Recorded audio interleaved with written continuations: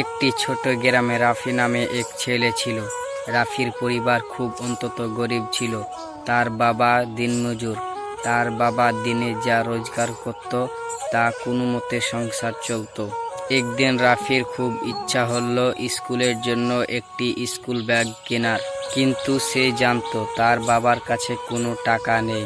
তাই সে কাউকে না বলে মাঝরাতে আল্লাহ তাআলার কাছে নামাজ পড়ে দোয়া করতেন।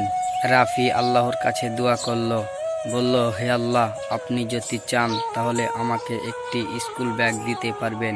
আমি জানি আমি আপনার কাছে যা চাইবো তাই আপনি দিতে পারবেন, আপনার সম্ভব হবে দেওয়ার। পরের দিন রাফি স্কুলে গেল।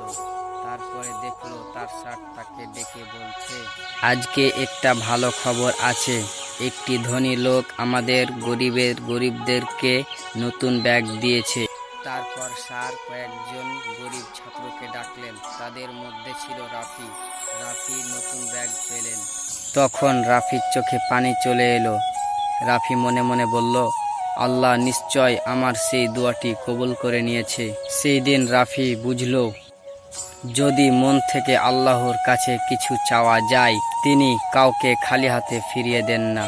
আল্লাহর ওপর ভরসা করো এবং সব সময় আল্লাহর কাছে দোয়া করো। তিনি সব শুনেন এবং সঠিক সময় দান করেন।